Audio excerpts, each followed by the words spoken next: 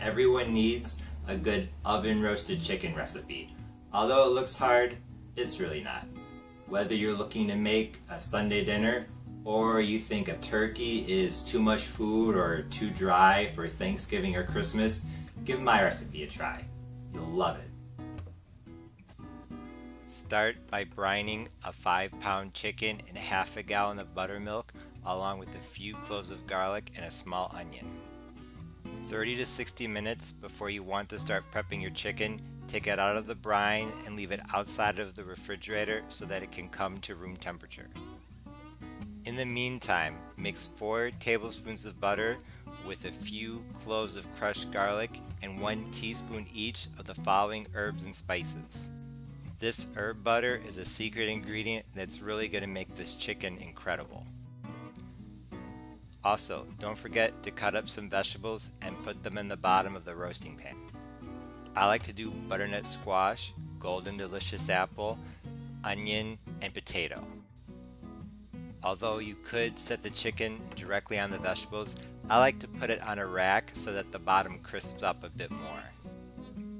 I like to cover the rack with foil and then use a knife to go over the slits. Since the chicken won't be making direct contact with the rack, cleanup will be a lot easier.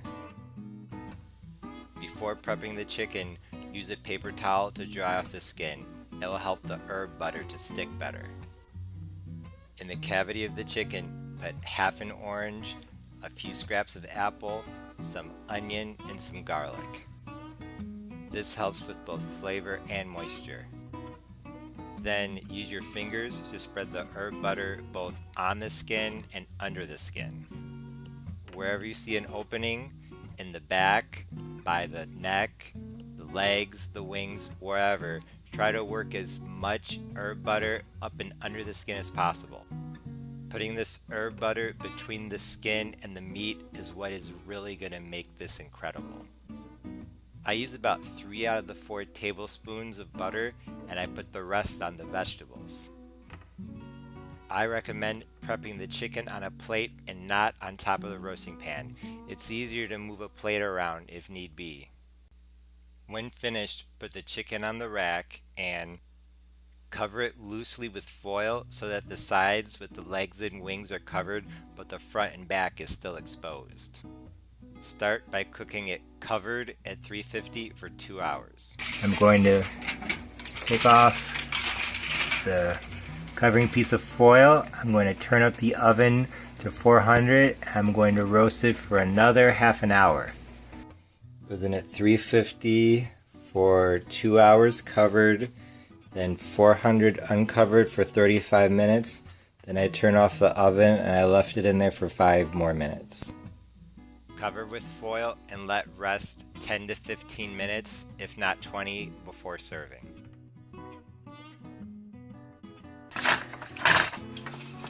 Oh wow. No need for gravy. I let my chicken rest about 20 minutes before cutting into it. At this point, it was after midnight, so I was starving. With a chicken as beautiful as this one, I couldn't wait any longer. I had to dig in. This was incredible. The buttermilk brine didn't make it sour at all. It just made it really moist and tender. The herb butter made the skin crispy and the meat flavorful. The breast meat was really moist without having to do anything crazy like flipping the bird upside down halfway through the cooking time. Don't forget about the vegetables, especially the butternut squash and the golden delicious apples. They're unforgettable. Then drizzle some of the drippings over the meat and vegetables. No need for gravy. Like I already said, this was incredible.